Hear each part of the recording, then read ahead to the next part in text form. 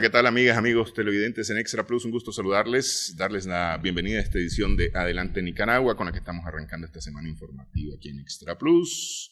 Como todos los lunes, echamos un rápido vistazo a los principales hechos, los publicados y los no publicados a nivel del planeta. Están con nosotros el doctor Humberto Avilés Bermúdez y el doctor Cairo Amador Arrieta, que se nos había libreteado, Cairo. Sí. Fíjate que voy a comenzar haciendo una relación a unos documentales que ya están anunciados, que me parece de lo más interesante si ustedes pudiesen verlos. Esto es en Frontline, ¿verdad? El primero es mañana. Y es sobre la investigación del equipo de Mueller sobre la injerencia rusa en las elecciones y la posesión de Trump en medio de eso. Valga decir que ya hay 37 personas que ya han sido acusadas. Hay 8 que ya se declararon culpables. Hay 6 donde se incluyen 4 asociados de Trump que ya se han puesto de acuerdo para cooperar con las investigaciones. Así que con estos datos iniciales, los invito a que vean esa ¿A dónde se van a ver? En Frontline. Frontline, un sitio web. Un sitio web, sí. Uh-huh. Y esa es una investigación que se hizo sobre la investigación de Mueller, de Trump y de la interferencia soviética. Ese es el tema. Por 2-3 periodistas muy buenos norteamericanos. Que además tiene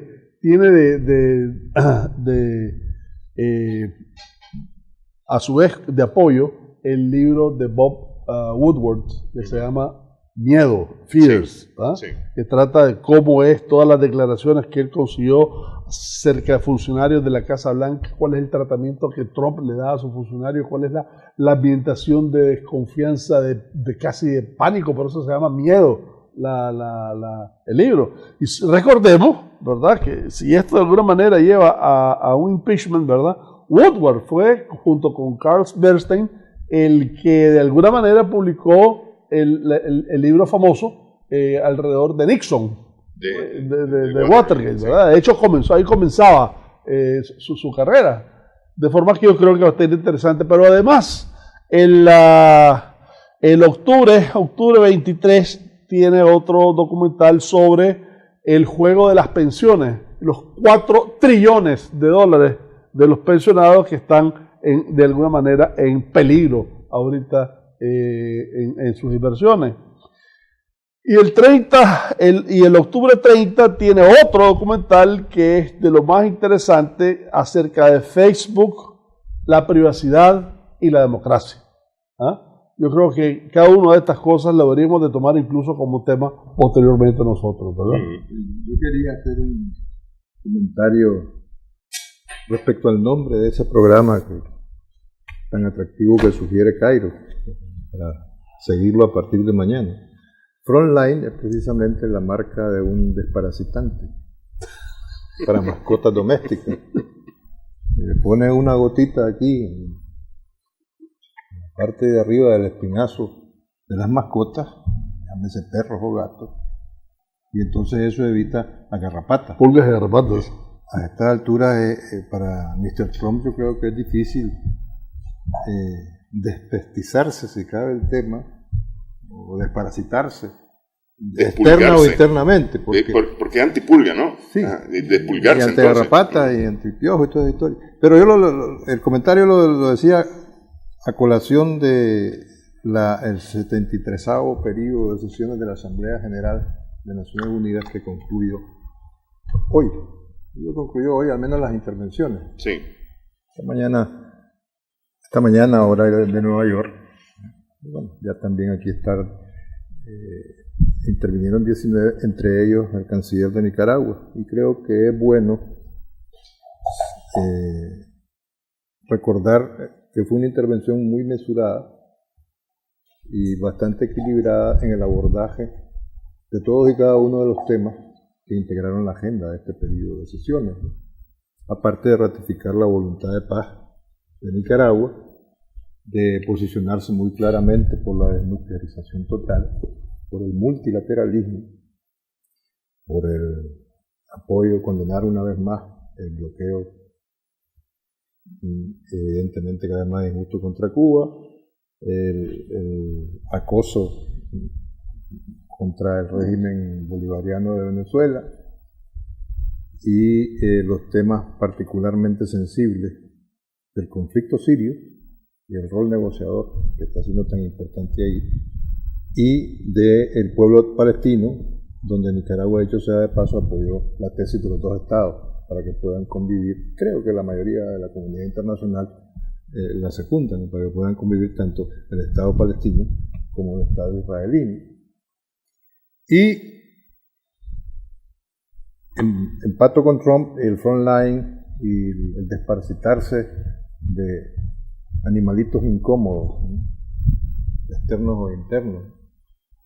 El señor Trump, es bueno recordar, no en balde esta mañana, creo que CNN estaba dedicando monográficamente un espacio al discurso trumpiano del martes pasado, martes o miércoles pasado, en la Asamblea General de Naciones Unidas, donde ya el colmo fue que cuando se escucharon estentóreas risas en el plenario, dijo, no, si no se están riendo de mí, se están riendo conmigo. Aparte de las cosas que dijo, ¿no? De ratificar ese unilateralismo de nuevo tipo, por no llamarlo de otra forma, que lo que le provocó fue darle pie a Monsieur Macron, que está hundido, de hecho sea de paso, en las encuestas, pero que ha dicho que él no va a detener la reforma, que no son fáciles, va a seguir, y que se aprovechó ese espacio, ese mismo día, en el podio de Naciones Unidas, para autoerigirse en el adalid del multilateralismo, al menos occidental. ¿Ya? Macron. Sí. Y por último, a propósito de Naciones Unidas, por último, pero no menos importante, destacar que yo creo que a estas alturas el tema de las crisis inducidas, tanto en Venezuela como en Nicaragua, ha quedado evidenciado de que no representan ni el caso venezolano, y salvando todas las debidas y precisas distancias, y mucho menos el nicaragüense, significan para la comunidad internacional una amenaza para la seguridad y la estabilidad del orden mundial, ¿verdad? Entonces yo quería hacer esas precisiones a propósito de Frontline, lo cual no le resta importancia a la programación. Al contrario, se la da. Que Cairo inicialmente sugería. Después yo creo que podemos hablar de lo que pasó en la Corte Internacional de La Haya esta mañana. Pero temas. A propósito de lo que dijiste, de las dos naciones para el conflicto árabe-israelí, de los dos estados, sorprendió Trump el miércoles. Se adhirió a esa tesis. Y ya era hora. Lo que pasa es que me parece que está envuelto en el Consejo de Seguridad. En el Consejo de Seguridad. Pero es decir, ahí en el Consejo de Seguridad él aprovechó para hablar en contra de Siria, y en contra de Irán, principalmente en contra de Irán. Según él, el gran enemigo de Israel en la región y el factor de desestabilización en la región. Según él, según la tesis de Trump, la tesis de Estados Unidos. Pero eso dio pie para que le hiciera un llamado la mayoría de la comunidad internacional a Estados Unidos, en particular a Trump, en tanto que representante o jefe de Estado, para que repiensen la unilateralidad de su abandono del acuerdo nuclear con Irán, después de lo que costó, ¿no? Y la sugerencia de Macron, que uno de los ejes argumentales para autoerigirse es del multilateralismo, de que no se suscriba, propuso ahí, que no se suscriba ningún acuerdo comercial con países que hayan abandonado el Acuerdo de París sobre el cambio climático, sea de paso. Y eso ya se empata con los objetivos de desarrollo sostenible y la Agenda 2030. Sí. Todos estos temas que están sobre el tapete de la escena internacional. Sí. Entonces, yo creo que es importante eso, y en torno al conflicto sirio, la vuelta a poner en primer plano el tema negociador, ¿no? La incidencia del grupo de Astana, la comparecencia y el contenido del discurso de Erdogan de Turquía, que dijo que hay que renovar las Naciones Unidas, en particular el Consejo de Seguridad. Porque quiere estar ahí. Y atacó el derecho de veto, ¿no? Dijo que no era justo que los miembros permanentes del Consejo de Seguridad tengan el derecho de veto. Reivindicó la autonomía palestina e impulsó la tesis de los dos estados y propuso novedosamente la creación de una Organización de Naciones Unidas para la Juventud, postulando a Turquía como sede de dicha. Pero bueno, atención con todo esto, porque esa aceptación de Trump de dos estados se da en medio de una suspensión de la ayuda al gobierno de Palestina, el reconocimiento de Jerusalén como capital del estado, la pasividad ante un proyecto de ley israelita que tiende a legalizar los Altos de Golán como territorio israelita. O sea, tenés todos los elementos para no negociar absolutamente nada en el caso de Palestina y de Israel. Más bien, la sensación era de que Trump estaba por la vía de imponer sus posiciones a Abbas, que dicho sea de paso. Pero todo eso además, después de que Estados Unidos y a la cabeza Trump unilateralmente abandonan el Consejo de Derechos Humanos de Naciones Unidas. Por Israel. Y antes por UNESCO. No, por Israel. Y esto tiene que ver con lo que yo venía pensando, y creo que está claro, que es la ONGización de los derechos humanos. Si nos fijamos, los derechos humanos, con tanta ONG defensora de los derechos humanos en todas partes del mundo, llámale Human Rights Watch o Amnistía Internacional o CENID en el ámbito nacional o ANPDH, CPDH, es increíble. Bueno, esto obedece a una consigna, ¿no? Se retira de la más alta instancia en materia de derechos humanos, la capital del imperio y su presunto jefe. Digo lo de presunto jefe deliberadamente, porque habrá que ver los resultados o los efectos del impeachment, claro, que cada día está más latente. Yo no digo yo creo que hay tantas espadas de Damocles como culpables se han confesado como producto de la investigación del fiscal Mueller, ¿no? No solamente eso, los chinos, como respuesta ante esta agresividad de la guerra comercial, dicen, tengamos paciencia, le llegará su tiempo el impeachment a Trump. Entonces, yo creo que lejos de estimular la efectividad del frontline como desparasitante, el efecto me temo que va a ser boomerang en el caso del jefe del Estado norteamericano. Bueno, ese es Ahora, a propósito de Siria, las cosas se complican un poquito porque Israel siempre ha tenido excelentes relaciones con Rusia. De hecho, más de 1 millón de ascendientes judíos en los 90 salieron de Rusia. De hecho, formaron, y es interesante, de Rusia, de la URSS para principiar, ¿verdad? Y se llegaron a Israel y es la extrema derecha de Israel. Sí. Pero bueno, lo que decía es que en medio de todas esas relaciones ya están colocando los S-300 antimisiles, misiles tierra-aire, quiero decir, alrededor de la frontera con Siria.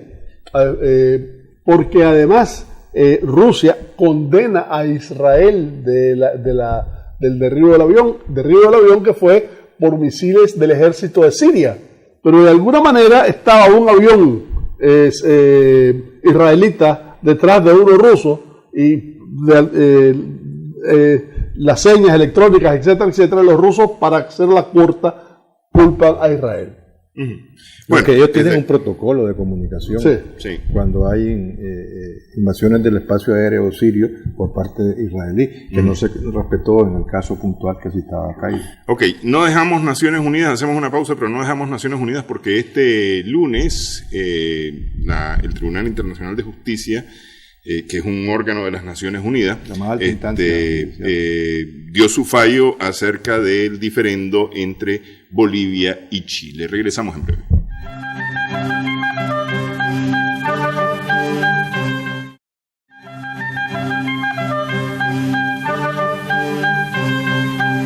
Estamos en Adelante Nicaragua en Extra Plus. El Tribunal Internacional de Justicia de La Haya dio un fallo que ha sido interpretado principalmente en la parte que se refiere al diálogo de dos formas. Por un lado, el presidente Evo Morales dice que el fallo da la oportunidad de continuar negociando el espacio para la salida del mar de Bolivia, que es lo que estaba reclamando Bolivia ante el Tribunal Internacional de Justicia, mientras el presidente Sebastián Piñera dice que eso está cerrado y que no hay negociación, que no hay ninguna obligación para negociar o para continuar una negociación con Bolivia.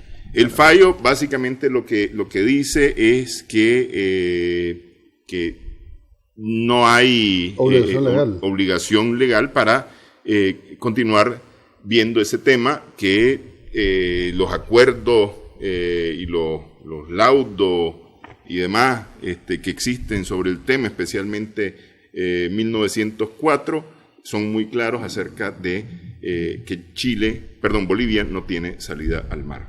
Bueno, lo que pasa es que, en mi opinión, obviamente, ¿verdad?, esta sentencia del más alto tribunal internacional de la Corte Internacional de Justicia de La Haya en torno al diferendo boliviano-chileno viene a establecer que ha prevalecido en este caso concreto el derecho sobre la justicia.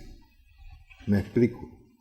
Hay tal serie de instrumentos de derecho internacional, tratados o instrumentos internacionales suscritos, donde tiene una importancia relevante el Tratado de 1904 que comentabas anteriormente,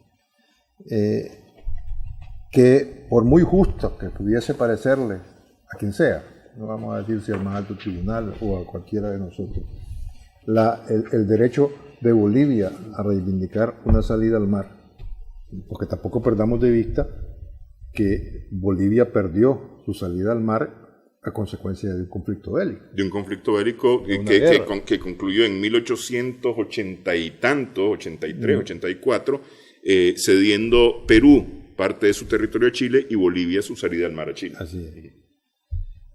Entonces, hay tal cantidad de instrumentos internacionales que en la línea que íbamos, y fundamentalmente del 1904, que la Corte Internacional de Justicia de La Haya ha tardado 5 años para pronunciarse, como se pronunció hoy, diciendo que el Estado chileno, Chile, no está obligado a negociar. Hombre, desde esa perspectiva y utilizando la filosofía popular más elemental, pues para ese viaje no hubiese hecho falta alforja. Pero sí hacían falta alforja porque han sido necesarios 5 años para registrar toda la jurisprudencia internacional sobre ese caso y situaciones análogas para fallar en el sentido de hoy. Lo que vos expresabas antes son las dos posiciones, la expresada por el jefe de Estado boliviano, por Evo Morales, que además se personó en La Haya para tener la lectura de la sentencia. ¿Animado por qué? El hecho de que cuando hace 5 años Bolivia interpuso la demanda ante el más alto tribunal de justicia y esta fue aceptada, y el tribunal dijo, sí, soy competente para conocer de este caso, le abrió una ventana, por no decir otra cosa, y le impulsó a Bolivia a pensar que podían ganar el caso. Y por la parte chilena, tampoco es que sea automático. Lo que está claro, y no significa automáticamente que sea la interpretación expresada por el presidente Piñera, el presidente chileno. Sí, porque el presidente Morales leyó el párrafo, creo que es el 173 de la sentencia, en el que dice no están obligados, pero tampoco se descarta la negociación. Sí. Por eso van a los retiro. ¿Qué significa eso? Pues que evidentemente es un fallo apegado a derecho, pero no justo. Por eso decíamos al comienzo, prevaleció el derecho sobre la justicia. En ninguna parte dice que Chile no... o que Bolivia no tiene derecho al mar. No tiene derecho de salida al mar, o que lo inapelable, porque eso es claro, esto ya agota la jurisdicción internacional, esta sentencia, 5 años después la agota, y es inapelable, entonces están obligados a su cumplimiento, no solamente por la Carta de Naciones Unidas o por el Estatuto del Tribunal Internacional de Justicia, sino además por el Pacto de Bogotá, en el caso de ambos países, ¿no? Claro, pero el asunto es, entre el derecho y la justicia es histórica. Hay una reivindicación de derechos históricos. Sí, por eso digo que es la parte que oxigena la permanencia o la justeza. Y si mal no recuerdo, hace 7 años en algún lugar de Bolivia o de Chile, hablaron los dos mandatarios, no sé si era Sebastián, No, y hablaron incluso de hacer una línea. Corredor, no, fue en el gobierno de Banzer por parte boliviana y Ricardo Lagos por parte chilena. ¿Qué pasa? Que uno de los antecedentes derivados del Tratado de 1904, en el que se sustenta la posición chilena, es que Bolivia tiene, desde el punto de vista ferroviario y comercial, por tanto, una autonomía aduanera en 2 puertos chilenos, como son Antofagasta y Arica. Sí, así era cosa. Y con condiciones que, por ejemplo, hay importaciones y exportaciones con origen y destino a Bolivia que pueden estar hasta un año en depósito almacenada en ambos puertos chilenos, ¿no? Y después una serie de preferencias aduaneras que le han permitido a Chile, de alguna manera, esbozar una ficción de salida al mar. Sí. Pero eso no lleva, todo lo contrario, no lleva ni debe llevar a Bolivia a renunciar a su mediterraneidad, que en definitiva es lo que significa una salida al mar. Así es. Justamente el presidente Piñera esta mañana, desde La Moneda, decía, recordaba este tema de los puertos y decía, bueno, Bolivia no ha hecho uso de este tema. Sin embargo, Bolivia ha expresado, ha dicho, ha informado que para Bolivia es bastante más caro las exportaciones e importaciones, al grado que son un 60% más caras que las peruanas, ¿verdad? Y un 55% más caras que las chilenas. La exportación de productos bolivianos. Por ese tramo que tiene que recorrer. También hay un puerto en Perú que tiene ese trato preferencial con Bolivia, ¿no? Posiblemente, yo no estoy seguro ahora. Pero en cualquiera de los casos, la verdad es que, aparte de que incremente los costos, estamos hablando ahorita de un derecho soberano histórico. Es irrenunciable. Irrenunciable. Sí. Desde el punto de vista histórico. Máxime eso, lo que comentábamos al principio, que la pérdida de su salida al mar es una consecuencia de un conflicto bélico. Así es. Entonces, y decía el presidente Piñera que de su libre y espontánea voluntad firmaron el Tratado de 1904, quienes lo firmaron en aquel momento, que por lo tanto no hay nada más que discutir. sí, también, si nos ponemos a eso, cuando se firmó el Tratado de Chamorro Bryan, también fue de su libre y espontánea voluntad. ¿Y el Barça Meneses? También, por ejemplo. Para mencionar un par de casos. Antes de la pausa, Costa Rica entra a su 3ª semana de protesta. Mira qué interesante. Las posiciones de los partidos políticos, ¿verdad? Liberación Nacional, por ejemplo, que además fue uno de los que comenzó hace años el movimiento de la reforma fiscal. En estos momentos, cuando ve toda esa situación social en las calles, etcétera, etcétera, se aparta, ¿verdad? Y ahora se opone a algo que en su momento ellos iniciaron. Y que heredó al siguiente gobierno, que le hereda al siguiente gobierno y que recibe este. Exacto. Para llevarle la contraria a este gobierno, sin una visión absolutamente clara de las necesidades del país. Esto es el clásico ejemplo de pensar fundamentalmente en tu feudo. Bueno, pero es que yo creo que Costa Rica, dicho sea con todos los respetos, desperdició una oportunidad de oro en Naciones Unidas, en la persona de su vicepresidente y canciller, porque sí, pues se ocupó. Campbell es la señora. Campbell, sí. Campbell Barr. Se ocupó de hablar de nosotros, o sea, de Nicaragua.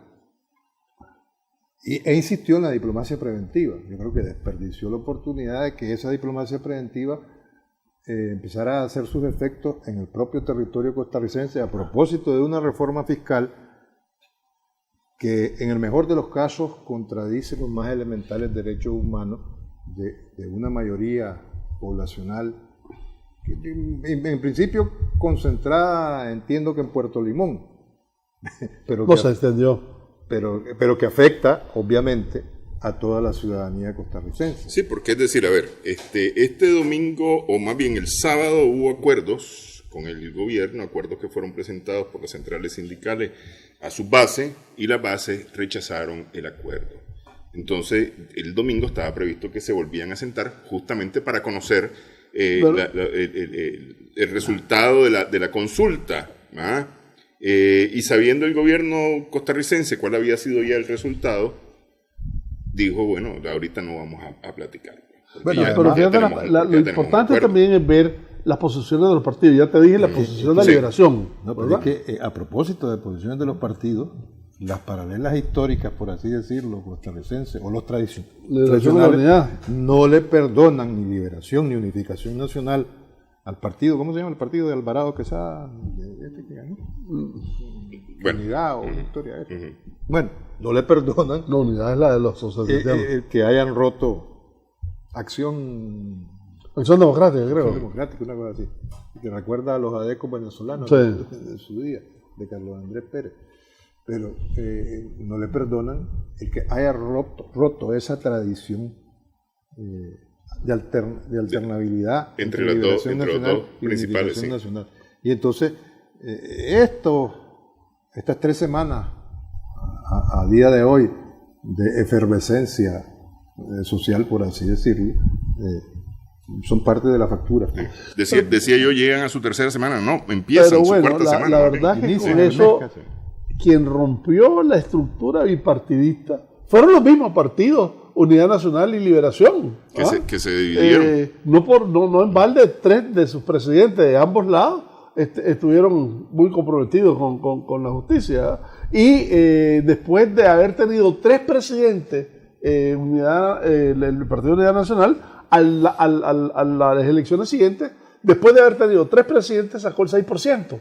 O sea, de alguna manera, además los otros partidos salen de ahí. Uno sale de los socialcristianos y otro sale de Liberación.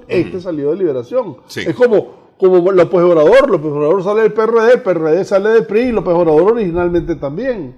Sí. Pero en medio de esto decía, el Liberación Nacional dice, se distancia, habiendo sido ellos uno de los promotores de esta reforma, y bueno, atendiendo a sus intereses particulares. Y también tenés el otro problema, Restauración Nacional.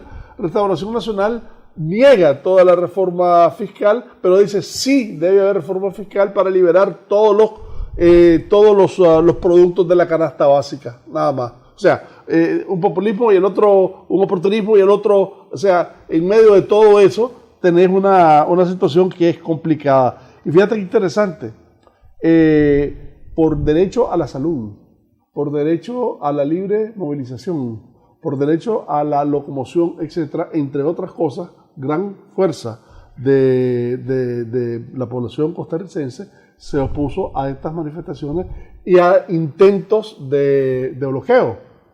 Incluso dijeron, daños en términos de salud, 38.921 citas canceladas, cirugías postergadas, 1.201 sin poder realizarse solamente en la estructura de la Caja de Seguridad Social. Con todo, la huelga no detuvo el país, dice el gobierno, debió mostrar más fuerza en términos de levantar los bloqueos y no insistió en que se debe manifestar de forma pacífica sin lesionar los derechos de los demás ciudadanos. Habemos muchas personas que nos oponemos a estas marchas al bloqueo de libre tránsito. Bueno, pues, que se dio principalmente en Limón. Pero bueno, al iniciar su cuarta semana, la huelga, que fue declarada ilegal la semana pasada por un tribunal laboral, pique y se extiende porque antes eran básicamente los trabajadores públicos los que estaban involucrados en esto. Ahora se ha unido principalmente el sector educación. El sector educación... 82% de ausentismo de los docentes. Entonces, pero ya oficialmente están unidos también a esta huelga. De manera que las cosas no están muy simpáticas por un lado. Por el otro lado está en Costa Rica, bueno, ya mencionabas el tema de la libre movilización, pero estos están hablando ahora de regionalización de las protestas, es decir, llevar a los cantones las protestas y mantenerlas en los cantones, de manera que no sea una protesta nacional, sino protestas por todos lados. Y a propósito del sector de educación, llama la atención en el mejor de los casos, de que precisamente hoy en Nicaragua, la Universidad Nacional Autónoma reinició su tarea. Empezó el fin de semana con los sabatinos, sí, por encuentro, pero ya hoy, y en lo que lleva transcurrido de jornada, hay más de un 70% de presencia estudiantil, no solamente en Managua, en las diferentes facultades regionales. Excepto Carazo, ¿no? Excepto Carazo, sí, pero por razones de infraestructura, carencia de infraestructura, que como se sabe fue incendiada producto de... Ahora, te quiero contar que a todo esto estás hablando de grandes movimientos sociales, estás hablando de protestas, estás hablando de tranque, estás hablando de todo, y no estás hablando de qué es lo que significa la reforma fiscal a todo esto. Eso está como en el asunto del seguro social. Todo el mundo se fue contra el seguro social, y la verdad que en su esencia, ese decreto no necesariamente era negativo. El más dañino o el peor. No te puedo decir el mejor porque aquí no hay soluciones mejores en términos de la seguridad social. Pero pero sí te puedo decir que las organización de la gente de tercera edad sí aceptaban la reforma. A propósito, este lunes es el Día Internacional del Adulto Mayor. Dice el Día Internacional de las Personas con Edad. Bueno, supongo que ahí vamos todos. Nosotros tenemos un común amigo que además periodista que no le gusta que le digan adulto mayor. Dice, yo soy viejo. A secas. A ver, hacemos pausa. Hemos tocado el tema de elecciones. En Brasil este domingo próximo hay elecciones y el panorama dejó de favorecer ¿cómo se llama? A Bolsonaro. A Bolsonaro, el candidato de la derecha. Regresamos en breve.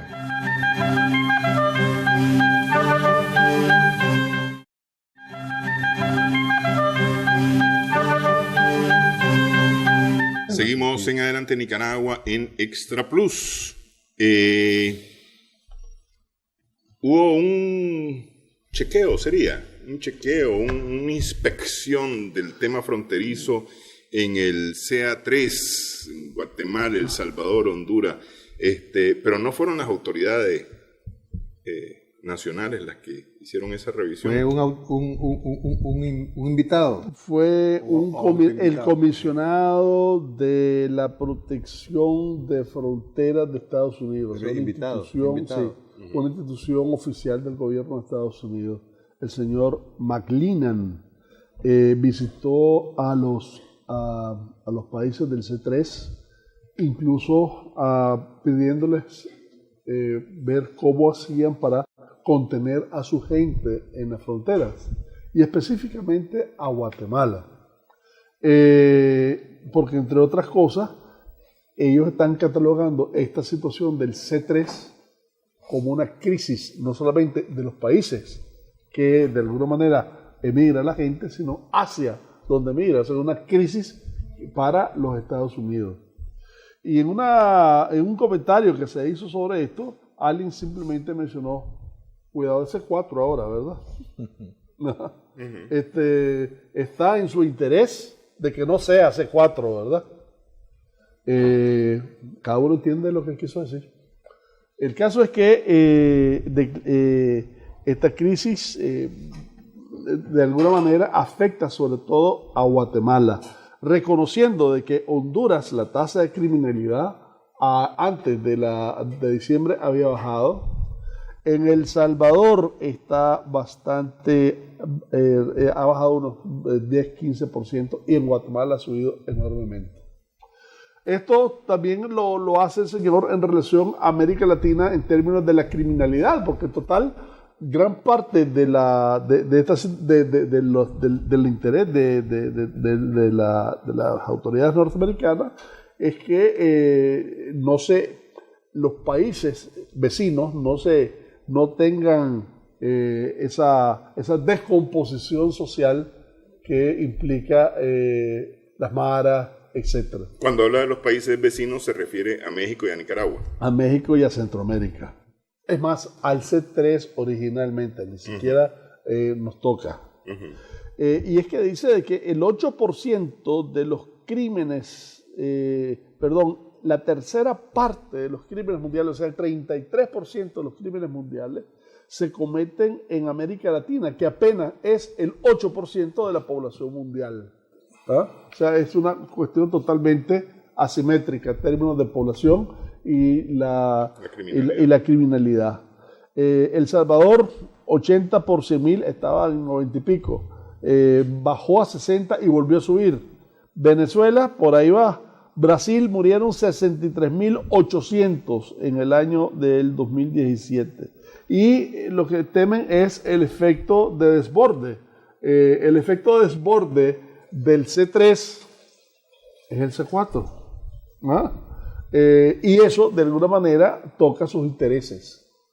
Sus intereses geoestratégicos, ¿verdad? Y sobre todo de que están sintiendo de que en estos últimos meses se ha incrementado la pasada. Y ahora se incrementa y han tenido toda una serie de medidas para detenerlo. Medidas crueles, por cierto, separando a los padres y a los hijos, por ejemplo, que internamente lo que hizo fue mover todo un movimiento, hacer todo un movimiento social en contra de las autoridades y en contra del gobierno de Trump. Sí. Pero de todas maneras, el hecho es que está aumentando la migración hacia los Estados Unidos, a pesar de todo lo que se ha dicho, todo lo que se ha hecho, y a pesar de toda la gente que han deportado, ¿verdad? Y sobre todo la sensación que me dio esta visita a McClellan es que lo hace 2 meses antes de que asuma López Obrador, porque posiblemente México ya no se va a prestar a hacer el filtro que ha sido para los centroamericanos especialmente en cuanto a devolver a la gente a sus países de origen. Si México ya no juega ese rol, indiscutiblemente la presión hacia la frontera mexicana-norteamericana va a ser muchísimo mayor. ¿Será que Manuel López Obrador no va a querer esto? Porque es decir, Manuel López Obrador, yo lo que lo he visto es heredando, por ejemplo, el nuevo TLC.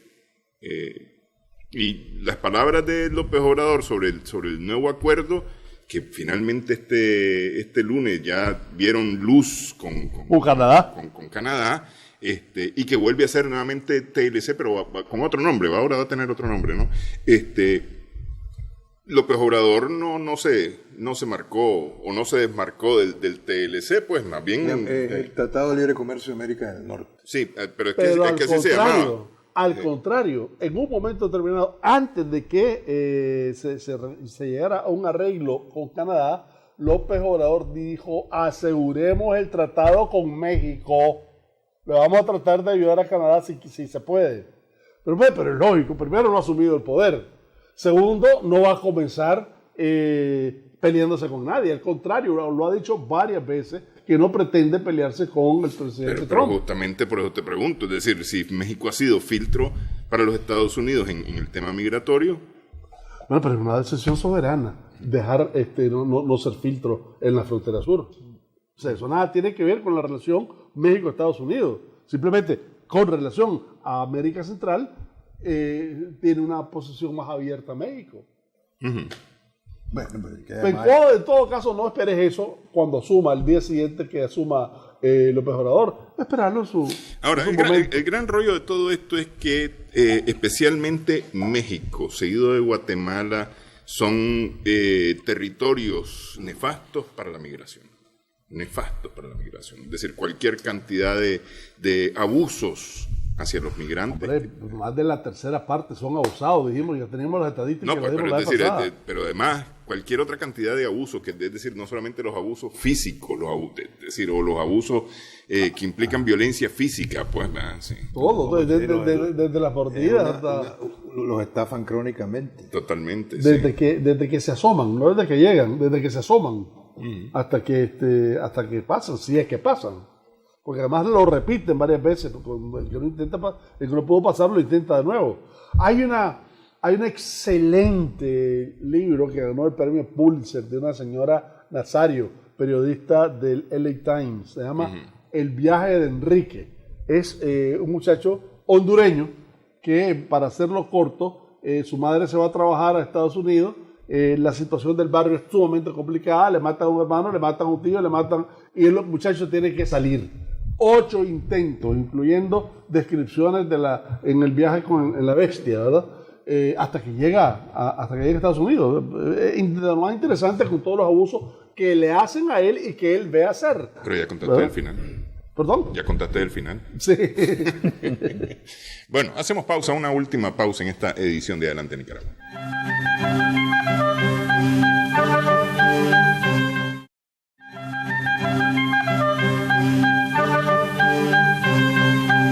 Seguimos en Adelante Nicaragua. Este domingo, 7 de octubre, en Brasil se elige gobierno, nuevo gobierno. El gobierno, la elección anterior fue de la presidenta Dilma Rousseff, la que resultó electa, y posteriormente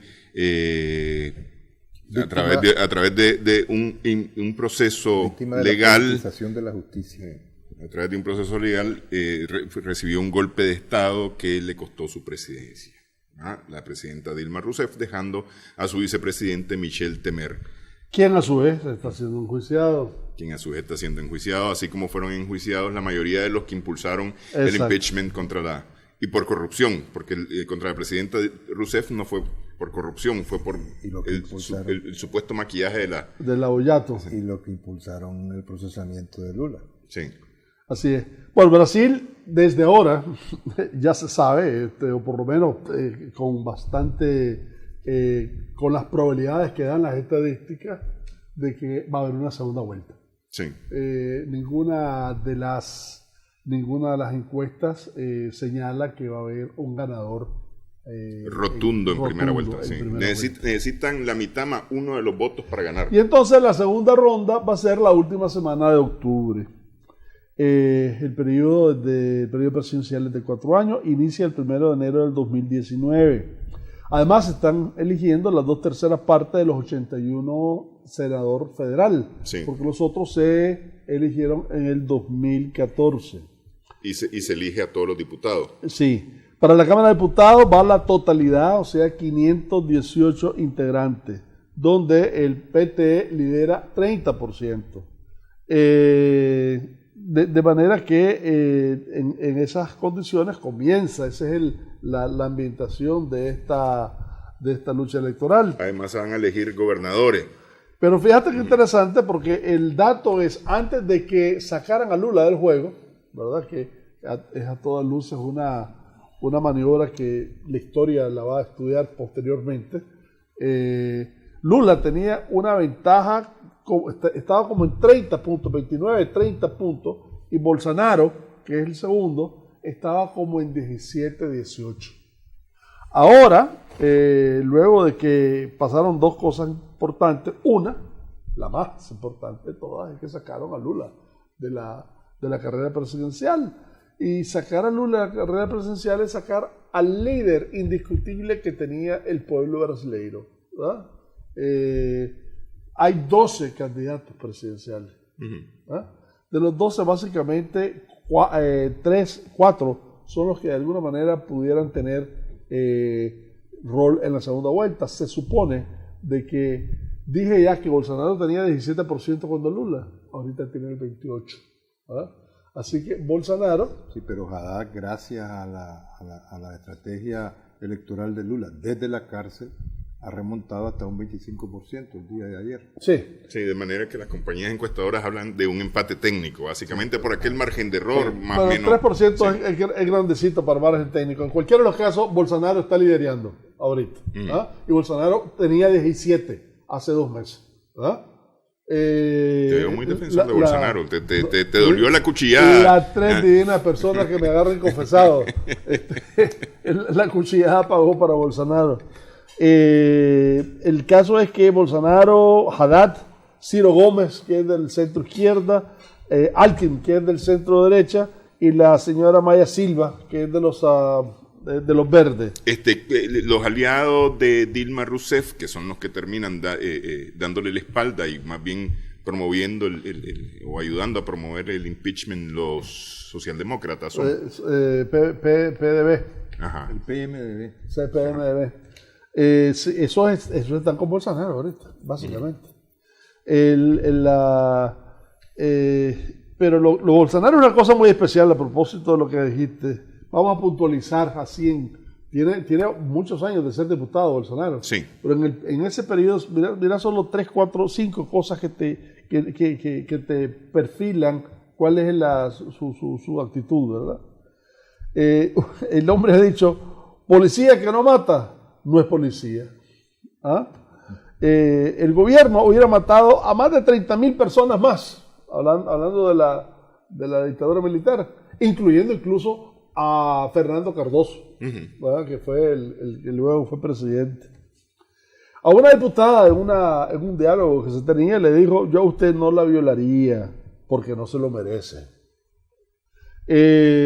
Sería incapaz, dice el tipo, de amar a un hijo homosexual, prefiero que se muera. Y por supuesto es defensor de la tortura y del regreso del ejército al poder. Mira vos qué contradicción es la que estamos viendo en el mundo. Desde temprano Bolsonaro es el candidato de los militares. Racista, sí. Homofóbico, machista hasta la pared enfrente. Machista hasta el misógino. Todos los epítetos que vos querrás se condensan en esa personalidad y de repente está remontando el hombre. Aquí hay un fenómeno mundial, porque eso le pasó a Trump de alguna manera. Dejó de remontar porque lo cierto es que estaba más alto. Andaba cerca del 30% hasta el 32% tenía. Y entonces este sábado hubo manifestaciones, pero no es masiva, multitudinarias, yo no sé cómo calificarla, de un movimiento empezado por mujeres al que se han unido cualquier cantidad de gente que está justamente en contra de todas estas declaraciones del señor Bolsonaro. Ciro Gómez, del centro izquierda, de alguna manera lo representa muy bien. Dice, Bolsonaro representa la negación de la política y de la democracia, el deseo de prender fuego para ver si vuelve a nacer algo nuevo en términos de los militares. ¿Ah? Uh-huh. Yo creo que está bastante acertada. Con todo y todo, una de las grandes apoyos de Bolsonaro es que con esas medidas que tuvo contra el derecho de las mujeres, contra el aborto, su posición contra el homosexualismo, etcétera, etcétera, le ganó repudio de cantidad de gente que evidentemente está en contra, está a favor de esas posiciones por ser derechos humanos fundamentalmente, ¿verdad? Pero hay un sector en Brasil que está en contra de todo eso, que le está dando el apoyo a Bolsonaro. Que son los latifundistas especialmente. Los evangelistas. Pero también los latifundistas. Los latifundistas están metidos hasta... Sí, pero entonces hacer la combinación de los dos, ¿verdad? Sí. Es decir, la parte más conservadora de la sociedad está metida allí. Sin embargo, a pesar de tener un 28% a favor, tiene un 46% en contra. Sí, que dice que jamás votaría por él. Jamás votaría por él. Ese 46% es consolidado a esta altura, frente a Bolsonaro. No él, el movimiento que vos decías, cualquiera menos él. Sí, sí, cualquiera menos él. Pero en el caso de Haddad, creo que no llega al 20% el rechazo. Es decir, menos. Sí, por eso te digo, no llega al 20%. El problema de Haddad, y lo comentábamos aquí en otro programa, es que popularmente es un gran desconocido, porque es un hombre que viene del mundo académico. Y fue alcalde de Sao Paulo. Exactamente. Eso le debe y dar ministro cierta de posición. Educación en el gobierno de Lula. Pero parece que no lo está haciendo mal, porque se ha conseguido ese remonte con los apoyos de las marchas multitudinarias a las que te refería, o de los movimientos anti-ideología, sí que se le puede llamar ideología, a lo de Bolsonaro, ¿no? Ese nivel de misoginismo, discriminación, militarismo y declaraciones fuera de tono en cualquier escenario posible, ¿no? Dice, ¿cómo puede ser candidato a la presidencia de un país como la República Federativa del Brasil y decir semejantes barbaridades tan tranquilamente? Sí. Pero de nuevo, me asocia así, mentalmente me lo asocio con Trump. Sí, más o menos por ahí anda. Sí. Lo asocio con Orbán, de Hungría, con la Marine Le Pen. Es el éxito de la tesis electoralista de Sharp. El asesor de Trump, Gene Sharp. Gene. Entonces, tristemente, hay una realidad que está provocando efectos electorales inéditos, inconcebibles, para las concepciones tradicionales de lo que debe ser una contienda electoral democrática, disque democrática, ¿no? Bueno, si el modelo a seguir es el norteamericano, entonces yo creo que ya está dicho todo, ¿no? Cuando con un nivel de participación en las elecciones inferior al 40%, con mayoría de votos de la candidata derrotada, en el caso particular de la Clinton, por 3 millones, Clinton, que sacó más votos que Trump, sale un impresentable, si se me permite la expresión, como Donald Trump, electo presidente de los Estados Unidos. Entonces, por esa regla de 3, es que fenómenos como el Bolsonaro en Brasil, y gracias con puñalada o sin puñalada, gracias o precisamente por esté punteando en esos niveles a 6 días de la elección. La diferencia es que no tienen colegio electoral, y la diferencia es que efectivamente PTE tiene un respaldo popular masivo y tiene a su favor toda una serie de política social que ha reivindicado en la historia de Brasil a las clases populares. Sí. Y eso te da una diferencia cualitativa. Es más, yo creo que de alguna manera esa va a ser un seguimiento de un cierto, un eje que de alguna manera tiende a regresar al centro, de ese eje de la derecha que se fue por todos lados, que marcaría un segundo punto luego de López Obrador, ¿verdad? En opinión de muchos. Bueno, si llega a ganar el PT, cosa que yo creo que se desea en buena medida, ojalá que no sea un movimiento pendular, ¿verdad? Sí, pero bueno, en fin, las encuestas mencionan, o las encuestas marcan a Haddad como posible ganador de una segunda vuelta, con más del 50%, es decir, a ver, tomando bastante más del 50%, es casi el 60%, porque hay como un 43-44% que votaría por Haddad, pero hay apenas un 30 y algo % que votaría por Bolsonaro. Ahí sí saldría las negatividades que acabamos de mencionar. Sí. Tiene 28 positivos, pero tiene 46 negativos. Sí. Ese negativo se te aumenta en la segunda vuelta, además. Sí. Que cualquiera menos Por el él. contrario, en el caso de Haddad, va a tener votos incluso de la gente de Temer, o sea, del partido que de alguna manera contribuyó al golpe de Estado contra los Rousseff. Las bases van de alguna manera van a orientarse hacia Haddad en términos de las aspiraciones de reivindicación social, que no las tiene con Bolsonaro. Así es. Sí, pero yo creo que vamos a tener un mes de octubre bastante cálido, por decirlo eufemísticamente, ¿no? Claro. Hoy comenzó el Congreso de los Tories conservadores británicos, que es decisivo, ¿verdad? Para la señora May, fundamentalmente. El 15 de octubre es la fecha tope que tienen para dilucidar las posiciones negociadoras de un acuerdo o no a la salida de la Unión Europea. Italia ya recibió un primer toque de atención presupuestario por parte de Bruselas, Italia, que anda también en su éxito. Sí, no, porque tuvo unos presupuestos expansivos cuando es el segundo país con la mayor deuda, después de Grecia, a nivel de la Unión Europea. Parece que España ha logrado, no sé cómo, que Bruselas se posicione al lado español en la negociación con respecto a Gibraltar. Es otro tema que tiene que... No han incorporado al gobierno de Pichardo, que es como se llama, Fabián Pichardo, el gobernador de Gibraltar. Se está quejando, pero en cualquier caso, el tema de Gibraltar tiene que terminar dilucidado, porque con acuerdo o sin acuerdo, Gran Bretaña, el Reino Unido, se va de la Unión Europea en marzo del año próximo.